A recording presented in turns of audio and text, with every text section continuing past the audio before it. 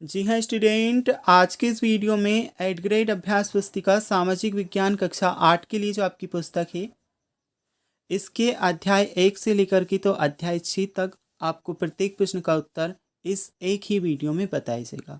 तो इस वीडियो में हम आपका पाठ 1 से लेकर के तो पाठ 6 तक सभी प्रश्नों के उत्तर आपको बताने वाले हैं और विद एक्सप्लेनेशन के साथ में आपको प्रत्येक प्रश्न का उत्तर बताया जाएगा। जैसे कि आप देख सकते हैं, ये आपके सभी पाठों के नाम यहाँ पर दिए हैं।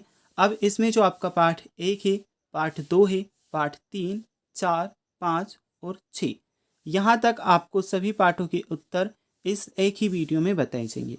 मतलब इस एक वीडियो में हम आपके 6 पार्ट सॉल्व करेंगे, पाठ 1 से लेकर के तो पाठ 6 तक। और प्रत्येक प्रश्न का सही सही उत्तर आपको एक्सप्लेनेशन के साथ में बताया जाएगा, जिससे आप अच्छे से मार्क्स अपने एग्ज़ाम में स्कोर करें और जो आपकी वर्कबुक है उसे भी आप आसानी से कंप्लीट कर पाओ। जैसे कि बच्चों आप देख सकते हैं, ऊपर आपको प्रश्न दिया है, नीचे आपको ब्लू कलर में आंसर लिखा हुआ मिल जाएगा। इसी प्रकार से हम आपको अध्याय जो आपका 1 है वहाँ से लेकर के तो आपका अध्याय 6 तक उत्तर बताने वाले हैं। उदाहरण के तौर पर आप यहाँ पर देख भी सकते हैं, ये आपका पाठ 3 आ जाता है। इसके बाद में हम देखेंगे तो पाठ 6 तक ये मेरे पास PDF आपका है। इसमें से आपको प्रत्येक प्रश्न का उत्तर आपको अच्छे से समझाया जाएगा, जिससे आसानी से आप सभी आंसर्स को आप कंप्लीट कर सकें।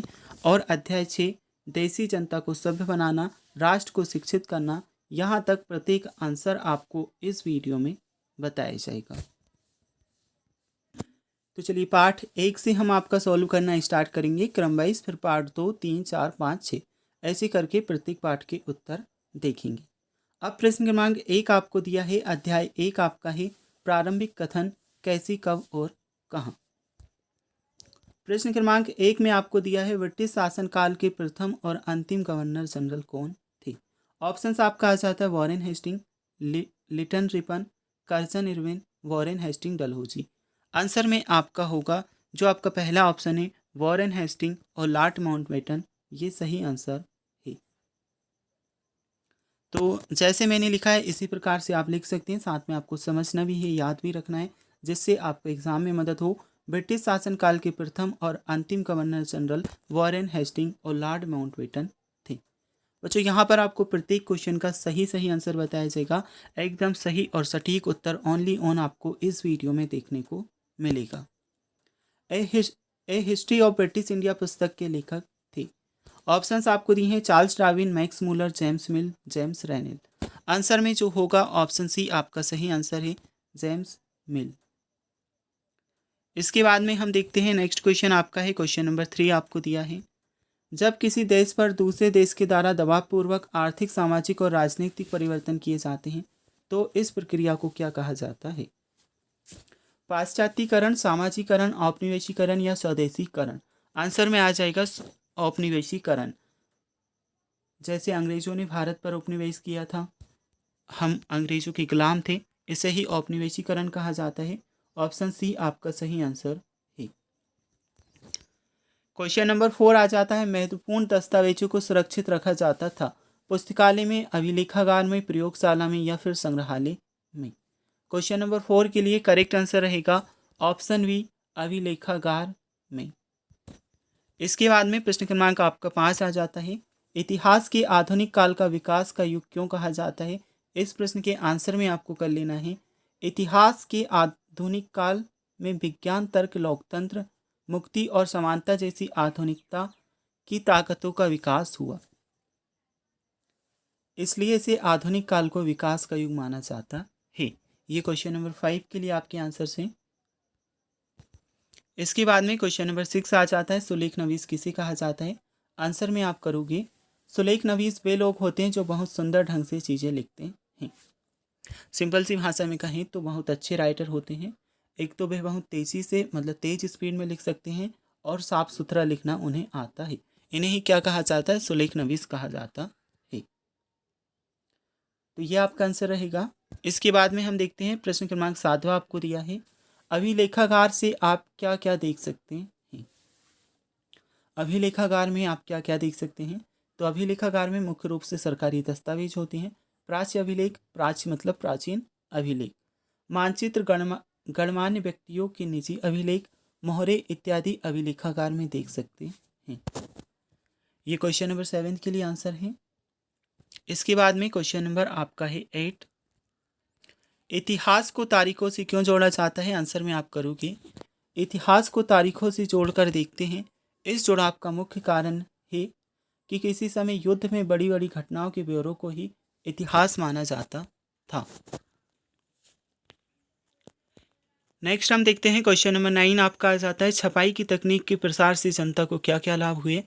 आंसर में होगा छपाई की तकनीक के प्रसार से संचार और पुस्तक उत्पादन में क्रांति आ गई, अखबार छपने लगे, महत्वपूर्ण लोगों की आत्मकथाएं स्थानीय बाजारों में बिकने लगी, जनता विभिन्न मुद्दों से परिचित होने लगी जिससे ज्ञान का प्रचार हुआ।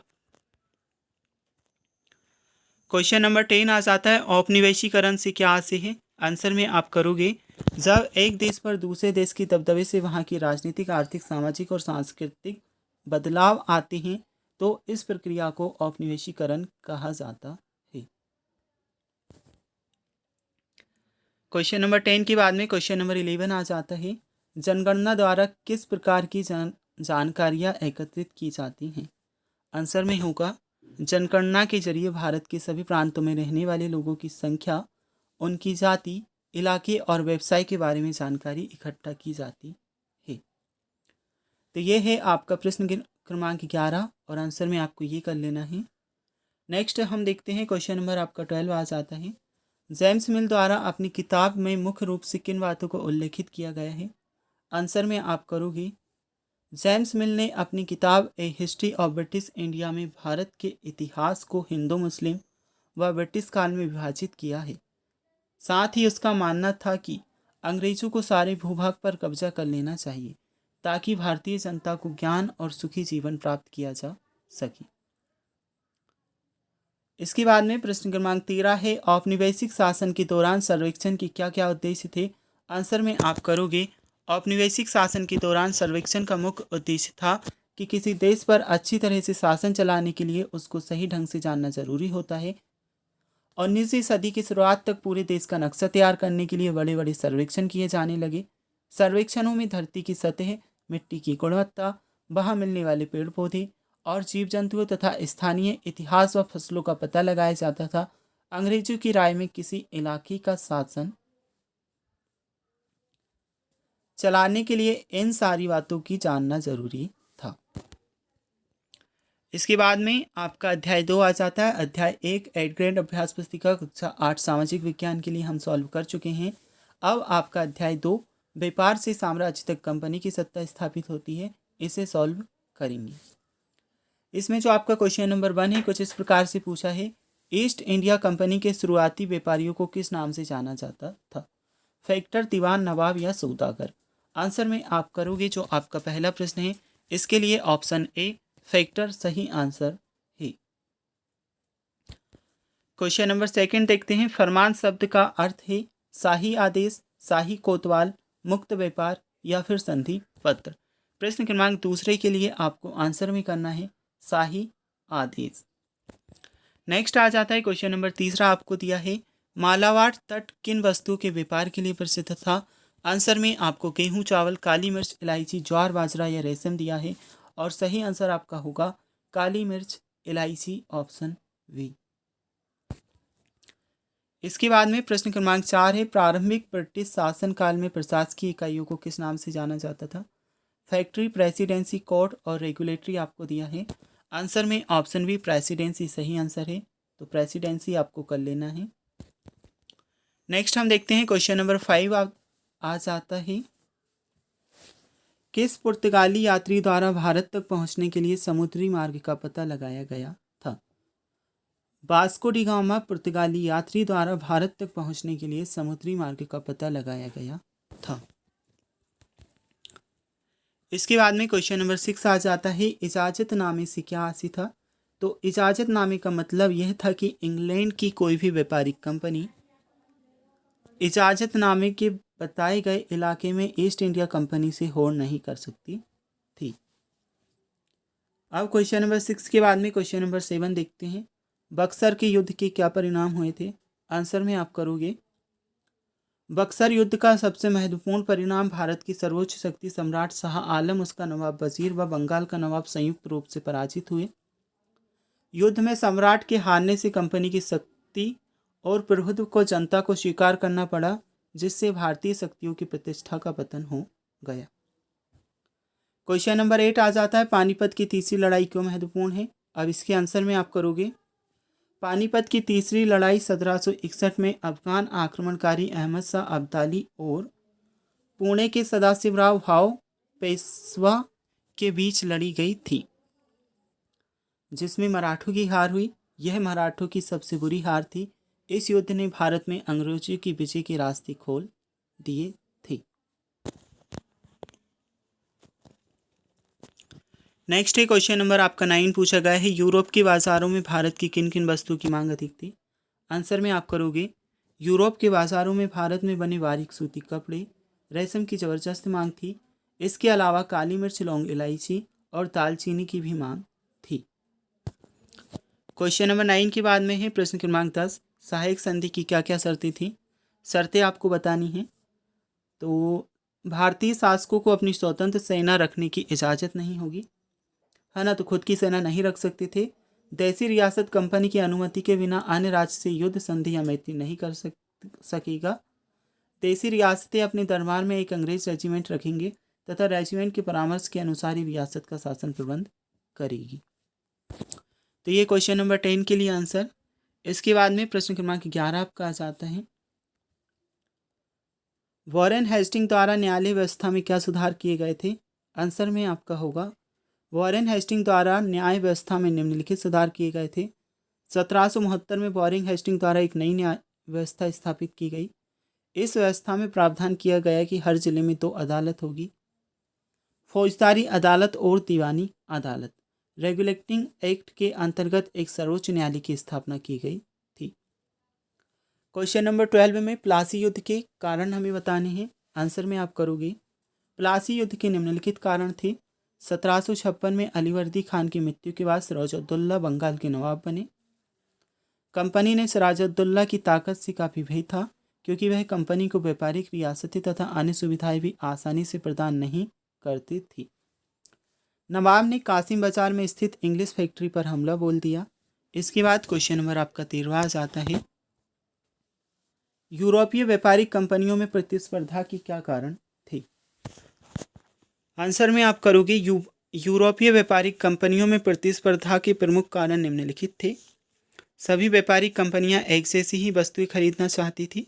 सभी व्यापारिक कंपनियां अधिक मुनाफा अर्जित करना चाहती थी। बाजारों पर कब्जे की होड़ में व्यापारिक कंपनियों के बीच आपस में लड़ाइयाँ शुरू हो गई। इसके बाद में क्वेश्चन नंबर आपका 14 आ जाता है, लॉर्ड डलहौजी की विलय नीति क्या थी तथा इस नीति ने किन किन भारतीय राज्यों को अपने नियंत्रण में लिया गया था। आंसर में होगा, लॉर्ड डलहौजी की विलय नीति इस तर्क पर आधारित थी कि अगर किसी शासक की मृत्यु हो जाती है और उसका कोई पुरुष वारिस नहीं होता है तो उसकी रियासत हड़प कर ली जाएगी, यानी कंपनी अपने भूभाग का हिस्सा बन जाएगी। इस नीति के सतारा, संबलपुर, उदयपुर, नागपुर, झांसी, अवध इत्यादि भारतीय राज्यों को अपने नियंत्रण में लिया गया था। 8th ग्रेड अभ्यास पुस्तिका कक्षा 8वीं की जो आपका लेसन 2 ही पार्ट 2 ही कंप्लीट हो चुका है। इसके बाद में हम अध्याय 3 ग्रामीण क्षेत्र पर शासन चलाना को सॉल्व करेंगे। यहाँ से हम आपका अध्याय 3 सॉल्व करते हैं। क्वेश्चन नंबर 1 आपको इसमें दिया है, किस व्यवस्था के अंतर्गत कंपनी के द्वारा राजाओं और तालुकेदारों को जमींदारों के रूप में मान्यता दी गई।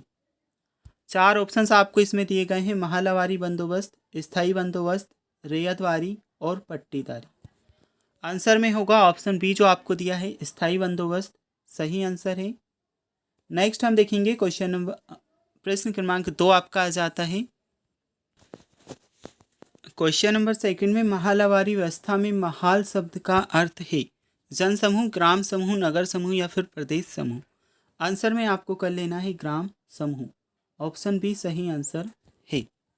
इसके बाद में प्रश्न क्रमांक 3 आ जाता है, भारत में नील उत्पादन के प्रमुख केंद्र थे। बंगाल, बिहार, उत्तर प्रदेश, बंगाल, पंजाब, मैसूर, बंगाल, असम। बंगाल, बिहार, बंगाल बिहार प्रमुख केंद्र थे। आंसर यही आपका रहेगा। इसके बाद में क्वेश्चन नंबर 4 आ जाता है। ब्रिटिश शासन में 1 बीघा की माप थी 1/3 एकड़, 2/3 एकड़, आधा एकड़, 1 एकड़। तो 1/3 एकड़ ऑप्शन बी सही आंसर है। ऑप्शन बी नहीं, ऑप्शन ए आपका सही है, 1/3 एकड़। ठीक है, ऑप्शन ए आपका सही आंसर है। इसके बाद में क्वेश्चन नंबर 5 आपका आ जाता है। बंगाल में कंपनी द्वारा खरीदे जाने वाली वस्तुओं का मूल्य दोगुना क्यों हो गया था? इसके आंसर में आप कर लोगे। कंपनी किसानों से भारी भरकम लगान चाहती थी और ज़्यादा से ज़्यादा राजस्व हासिल करना चाहती थी। उनकी कोशिश थी कि वह कम से कम कीमत पर बढ़िया से बढ़िया सूती और रेशमी कपड़ा खरीदे। इसी कारण कुछ ही वर्षों में बंगाल में कंपनी द्वारा खरीदी जाने वाली वस्तुओं का मूल्य दोगुना हो गया था। अब क्वेश्चन नंबर 6 आ जाता है। कंपनी द्वारा 1793 में स्थायी बंदोबस्त क्यों लागू किया गया था? इसके आंसर में आप करोगे। कंपनी द्वारा 1793 में स्थायी बंदोबस्त इसलिए लागू किया गया ताकि उन्हें नियमित रूप से राजस्व की प्राप्ति हो सके और जमींदारों को जमीन में सुधार के लिए खर्च करने का प्रोत्साहन मिलेगा। नेक्स्ट है क्वेश्चन नंबर 7। बंगाल अर्थव्यवस्था के गहरे संकट में आने से किसानों पर क्या प्रभाव पड़ा? इसके उत्तर में आपका होगा। बंगाल अर्थव्यवस्था के गहरे संकट में आने से किसानों की खेती चौपट हो गई, जिससे उन्हें लगान चुकाने में परेशानी आने लगी। साथ ही बहुत सारे किसान भुखमरी के कारण मृत्यु को प्राप्त हो गए। क्वेश्चन नंबर 7 के बाद में क्वेश्चन नंबर 8 आ जाता है। अंग्रेज भारतीय किसानों को विभिन्न भागों में किस प्रकार की फसलें उगाने को मजबूर करते थे? इसके उत्तर में आपका होगा। अंग्रेज भारतीय किसानों को बंगाल में पटसन, असम में चाय, संयुक्त प्रांत में गन्ना, पंजाब में गेहूं, महाराष्ट्र व पंजाब में कपास, मद्रास में चावल उगाने को मजबूर करते थे। इसके पीछे उनका उद्देश्य यूरोप की ज़रूरतों के हिसाब से सही फैसले पैदा करना था। क्वेश्चन नंबर 9 देखते हैं। नील तथा बोट के पौधों में अंतर बताइए। पहला जो आपका पॉइंट रहेगा लिखना है, नील का पौधा मुख्य रूप से उष्णकटिबंधीय इलाकों में उगता है, जबकि जो बोट का पौधा होता है शीतोष्ण जगह में उगता है। नील कपड़े को रंगने में और चमकदार नीला रंग मिलता है तथा जबकि बोट से मिलने वाला रंग बेजान एवं फीका होता था। प्रश्न क्रमांक 10 है। नील की खेती के मुख्य 2 तरीके कौन कौन से थे? तो नील की खेती के मुख्य 2 तरीके निज और रैयती थे। निज खेती की व्यवस्था में बगान मालिक खुद अपनी जमीन नील का उत्पादन करते थे, जबकि रैयती में बगान मालिकों के द्वारा रैयतों के साथ अनुबंध किया जाता था। इसके बाद में क्वेश्चन नंबर 11 आपका आ जाता है। नील के व्यापार बढ़ाने के लिए अफसर और व्यावसायिक एजेंट किस प्रकार कार्य करने लगे थे? तो नील के व्यापार बढ़ाने के लिए अफसर और व्यापारी एजेंट निम्नलिखित कार्य करने लगे। पहला, नल के उत्पादन में पैसा लगाना। सेकंड, नील के कारोबार में ध्यान देने के लिए नौकरियां छोड़ दी। भारी मुनाफे की उम्मीद में स्कॉटलैंड और इंग्लैंड के बहुत सारे लोग भारत आए और उन्होंने नील के बागान लगा लिए। क्वेश्चन नंबर 12 आ जाता है। किसानों को नील की खेती करने में मुख्य समस्याएं क्या आ रही थी? तो कुछ प्रमुख समस्याएं हैं। पहला पॉइंट जैसे कि आप देख सकते हैं, जो बागान मालिक चाहते थे कि किसान अपने सबसे बढ़िया खेतों में ही नील की खेती करें और नील की खेती के बाद वहाँ धान की खेती नहीं की जा सकती थी। तीसरी जो समस्या थी, नील की खेती की प्रणाली शोषणकारी थी। इसके बाद में क्वेश्चन नंबर 13 है। बंगाल की रियासतों ने नील विद्रोह कब और कैसे किया? आंसर में आपका आ जाएगा। नील विद्रोह किसानों द्वारा किया गया आंदोलन था। यह आंदोलन बंगाल के किसानों द्वारा सन 1859 में किया गया था। मार्च 1859 में बंगाल के हजारों किसानों ने नील की खेती से इनकार कर दिया। जैसे जैसे विद्रोह फैला, किसानों ने बागान मालिकों का लगान चुकाने से इनकार किया। किसानों ने तलवार भाले और तीर कमान लेकर नील फैक्ट्रियों पर हमला कर दिया। अब क्वेश्चन नंबर 14 आ जाता है। महात्मा गांधी की चंपारण आंदोलन की शुरुआत किस बात को लेकर हुई थी? बिहार के चंपारण जिले में रहने वाले निर्धन भूमिहीन वंचित किसानों को वहां के जमींदारों एवं साहूकारों के द्वारा जबरदस्ती नील की खेती करवाई जा रही थी। साथ ही जमींदारों द्वारा किसानों से मनमानी ढंग से फसल की वसूली करने के लिए विभिन्न कानून लागू किए जा रहे थे। जब महात्मा गांधी ने दक्षिण अफ्रीका से लौटे तो बिहार के एक किसान ने उन्हें चंपारण आकर नील के किसानों की दुर्दशा देखने को न्योता दिया 1917 1917 में महात्मा गांधी का यह दौरा नील बगान मालिकों के खिलाफ चंपारण आंदोलन की शुरुआत थी। अध्याय 3 आपका कंप्लीट हो चुका है। अब हम आपका अध्याय 4 आदिवासी दिक्कू और एक स्वर्ण युग की कल्पना को सॉल्व करेंगे।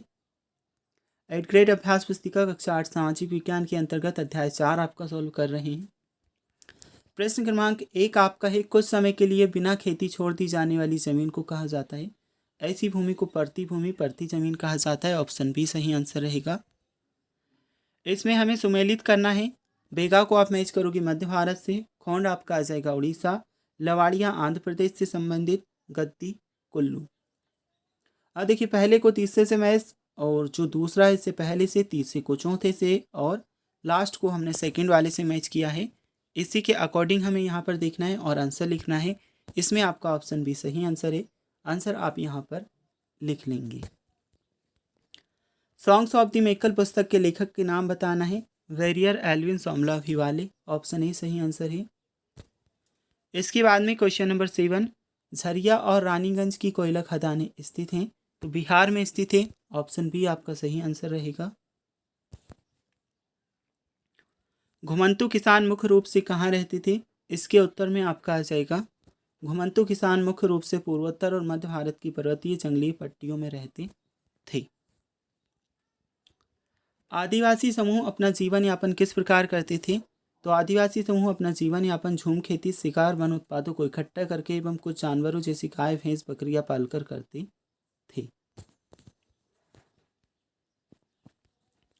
प्रश्न क्रमांक 6 के बाद में आ जाता है प्रश्न क्रमांक 7, वल्ली विद्रोह कब और कहाँ हुआ था? इसके आंसर में आपका होगा, वल्ली विद्रोह सन 1940 में महाराष्ट्र में हुआ था। झूम खेती की विशेषताएं लिखिए। तो झूम खेती की विशेषताओं में आपको ये तीनों विशेषताएं लिख लेनी है। एक तो छोटे छोटे भूखंडों पर की जाती है। दूसरी, जिस जगह पर एक बार फसल बो दी जाती है फिर दूसरी बार वहाँ पर नहीं बोते, अलग जगह का इस्तेमाल करते हैं। इसमें घास फूस को जलाकर राख में फसलों के बीज को मिलाकर बिखेर कर बो दिया जाता है। क्वेश्चन नंबर 9 आ जाता है, आदिवासी महाजनों और व्यापारियों को अपनी मुसीबतों का जिम्मेदार मानते थे, ऐसा क्यों है? इसके आंसर में आप करोगे, आदिवासी महाजनों को ज़्यादा ब्याज दरों पर कर्ज देने के कारण व व्यापारियों के द्वारा भारी कीमतों पर चीज़ें बेचने के कारण उन्हें अपनी मुसीबतों का जिम्मेदार मानते थे। नेक्स्ट है क्वेश्चन नंबर 10, जनजातीय समूह ने बिरसा का समर्थन क्यों किया? इसके उत्तर में आपका होगा, जनजाति समूह ने बिरसा का समर्थन इसलिए किया क्योंकि वे उसे अपना भगवान मानते थे। उन्हें यकीन था कि वह उनकी समस्याएं दूर करने आया है। बिरसा ने जनजाति समूह की दशा और दिशा में बदलाव लाने के लिए महत्वपूर्ण कार्य किए। तो ये आपका आंसर रहेगा क्वेश्चन नंबर 10 के लिए। इसके बाद में क्वेश्चन नंबर 11 आ जाता है, वन कानूनों का आदिवासी समूह के जीवन पर क्या प्रभाव पड़ा? इसके उत्तर में आप करोगे, ये 3 पॉइंट्स ओनली आपको लिखने हैं। वन कानूनों के लागू होने से झूम काश्तकारों का जीवन यापन की समस्या होने लगी, और वन कानूनों के लागू होने से आदिवासी समूह का जीवन संकट में आ गया। आदिवासी समूह को मजबूरन रोजगार की तलाश में दूसरे इलाकों में जाना पड़ा। झूम काश्तकारों को स्थायी रूप में बसाने में अंग्रेज क्यों असफल रहे? ये क्वेश्चन नंबर 12 आपका है। इसका आंसर आप यहाँ से देख करके कर लेंगे। ये तीनों लाइन आपको इसमें लिखनी है। नेक्स्ट है, बिरसा आंदोलन से आदिवासी समाज में क्या सुधार हुए? बिरसा आंदोलन से आदिवासी समाज में निम्नलिखित सुधार हुए। बिरसा ने शराब, बही, जादू टोने पर विश्वास करने का विरोध किया। गांव की व अपने आसपास की सफाई पर बल दिया। बिरसा ने अन्याय का विरोध कर आदिवासियों को आत्मनिर्भर बनाने में सक्षम बनाया। क्वेश्चन नंबर 14 आ जाता है, बिरसा आंदोलन के महत्वपूर्ण परिणाम क्या थे? बिरसा आंदोलन के महत्वपूर्ण परिणाम निम्नलिखित थे। अब फर्स्ट वाले पॉइंट में आप करोगे, बिरसा आंदोलन ने औपनिवेशिक सरकार को ऐसे कानून लागू करने के लिए मजबूर किया जिनके जरिए दिक्कू लोग आदिवासियों की ज़मीन पर आसानी से कब्जा न कर सकें। सेकंड में आ जाएगा, बिरसा आंदोलन ने यह बता दिया कि आदिवासी अन्याय का विरोध करने में सक्षम है। तीसरा होगा, इस आंदोलन ने प्रशासनिक सुविधाओं को और भी बेहतर बनाया गया। अध्याय 4 आपका सॉल्व हो चुका है। इसके बाद में अध्याय 5 आ जाता है, जब जनता बगावत करती है 1857 और उसके बाद।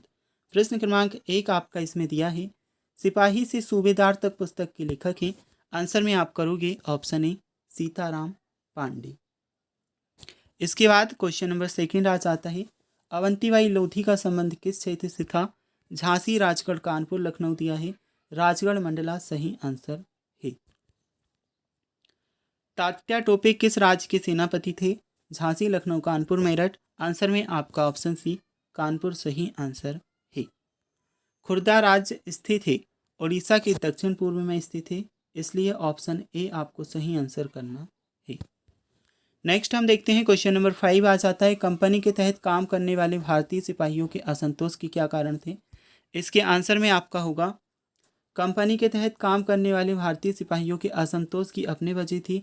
वे अपने वेतन भत्तों और सेवा शर्तों के कारण परेशान थे। कई नए नियम उनकी धार्मिक भावनाओं और आस्थाओं को ठेस पहुंचाते थे। क्वेश्चन नंबर 5 के बाद में प्रश्न क्रमांक 6 आ जाता है, मंगल पांडे को फांसी कब और किस आरोप में दी गई थी। तो 8 अप्रैल 1857 को युवा सिपाही मंगल पांडे को बैरकपुर में अपने अफसरों पर हमला करने के आरोप में फांसी दी गई थी। नेक्स्ट हम देखें तो क्वेश्चन नंबर 7 आपका आ जाता है, अंग्रेजों द्वारा किए गए सुधारों का भारतीयों पर क्या प्रभाव पड़ा।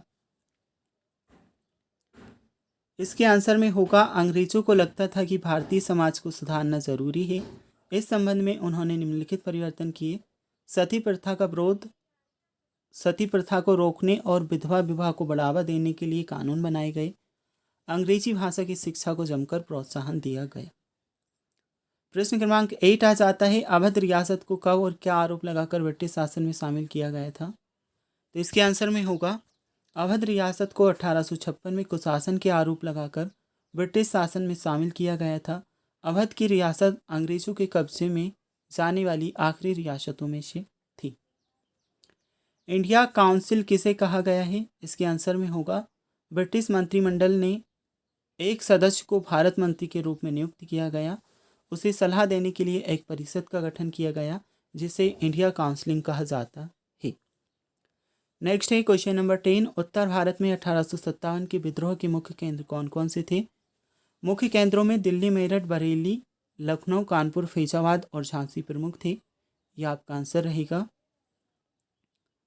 किन परेशानियों के कारण किसान 1857 के विद्रोह में शामिल हुए।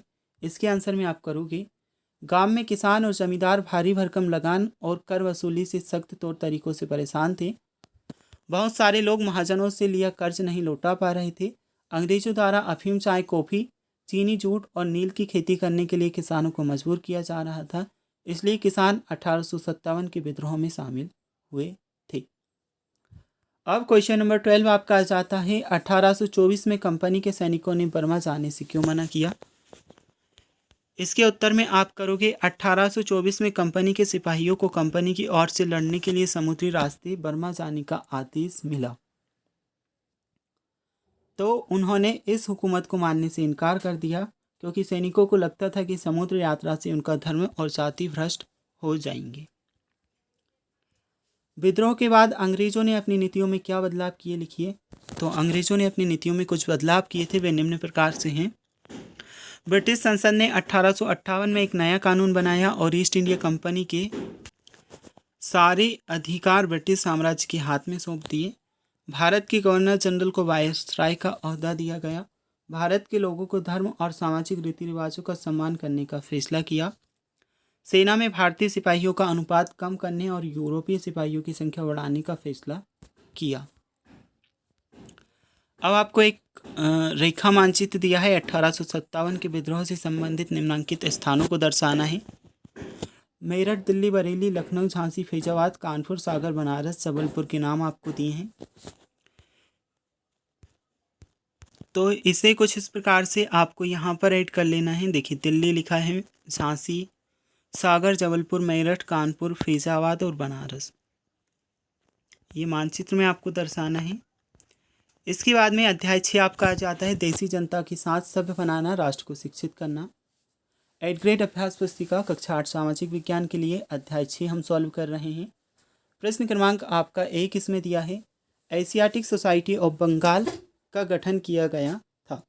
Thomas Macaulay, James Mill, William Jones और चार्ल्स बोर्ड आपको ऑप्शन दिए हैं। आंसर में आपका विलियम जोन्स होगा। प्राच्यवादी किसे कहा जाता है?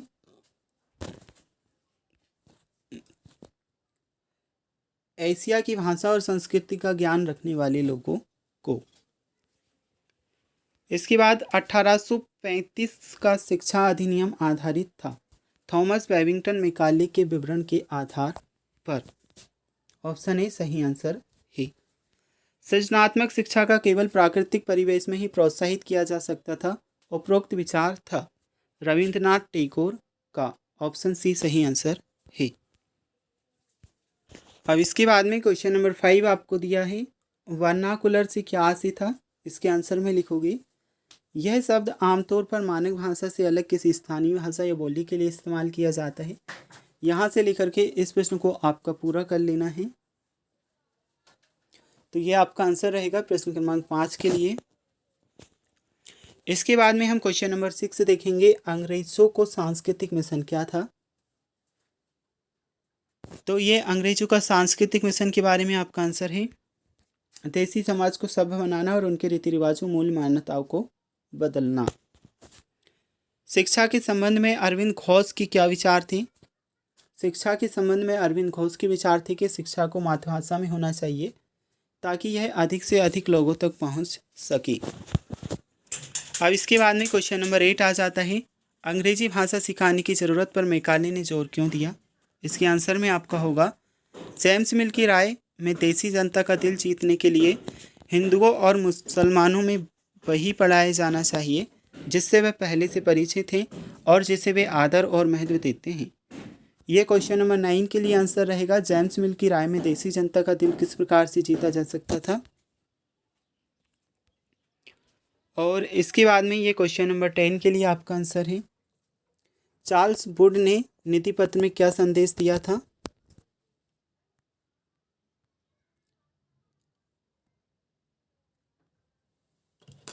तो आंसर आप यहाँ से देख करके कर सकते हैं। नेक्स्ट है, 1830 के दशक में एडम के अनुसार बंगाल और बिहार की पाठशालाएं कैसी थी? तो 1830 के दशक में एडम के अनुसार बंगाल और बिहार की पाठशालाओं में 1 लाख से ज़्यादा पाठशालाएं थीं। कुछ छोटे छोटे केंद्र भी थे, 20 से ज़्यादा विद्यार्थी नहीं होते थे। पाठशालाओं में पढ़ने के बच्चों की कुल संख्या 20 लाख से भी ज़्यादा थी। पाठशालाएं संपन्न लोगों व स्थानीय समुदायों द्वारा चलाई जाती थी। शिक्षा का तरीका काफ़ी लचीला था। बच्चों की फीस उनकी आर्थिक स्थिति पर निर्भर करती थी। 1854 प्रश्न क्रमांक 12 है, 1854 के बाद कंपनी ने देसी शिक्षा व्यवस्था में सुधार हेतु क्या कदम उठाए? तो फर्स्ट पॉइंट आप करोगे, कंपनी ने बहुत सारे पंडितों को नौकरी पर रख लिया। 4 से 5 स्कूल का देखरेख का जिम्मा सौंपा गया। प्रत्येक पंडित को अध्यापन कार्य पाठ्यपुस्तकों पर आधारित किया गया। विद्यार्थियों की प्रगति मापने के लिए वार्षिक परीक्षाओं की रूपरेखा तैयार की जाने लगी। अब महात्मा गांधी औपनिवेशिक शिक्षा के पक्ष में क्यों नहीं थे? यह आपका आंसर है, यहाँ से देख करके आप कर लेंगे। शांति निकेतन की स्थापना किसने और क्यों की थी? तो शांति निकेतन की स्थापना रविंद्रनाथ टैगोर ने सन 1901 में की थी। उनका मानना था कि ऐसा स्कूल खोला जाए जहां बच्चे खुश रह सकें, मुक्त रूप से रचनाशील हों, जहां वे अपने विचारों आकांक्षाओं को समझ सकें। उनका मानना था कि सृजनात्मक शिक्षा को केवल प्राकृतिक परिवेश में ही प्रोत्साहित किया जा सकता है। अतः उन्होंने कोलकाता में 100 किलोमीटर दूर ग्रामीण परिवेश में शांति निकेतन की स्थापना की। पाठ 1 से लेकर के 6 तक सभी प्रश्नों के उत्तर हम देख चुके हैं। अब पाठ 7 से लेकर के जो आपके नेक्स्ट लेसन है उनके सॉल्यूशन की वीडियो देखनी है तो लिंक आपको डिस्क्रिप्शन बॉक्स में मिल जाएगा। लिंक पर क्लिक कर आप देख सकते हैं। साथ ही में वेबसाइट का लिंक दिया है, तो वेबसाइट पर जाकर भी आप ये जो आपके पाठ हैं इनके उत्तर देख सकते हैं। और व्हाट्सएप और टेलीग्राम ग्रुप का लिंक मिलेगा डिस्क्रिप्शन बॉक्स में। उन लिंक्स पर क्लिक कर आप व्हाट्सएप टेलीग्राम ग्रुप ज्वाइन कर लीजिएगा। वहाँ पर आपको ये PDFs अवेलेबल करा देंगे। वीडियो को लाइक नहीं किया, लाइक कर लीजिएगा। चैनल को सब्सक्राइब जरूर से कीजिएगा। इसके बाद के जो आपके पाठ हैं उनकी वीडियोस अपलोड कर दी है, जा कर के देख सकते हैं।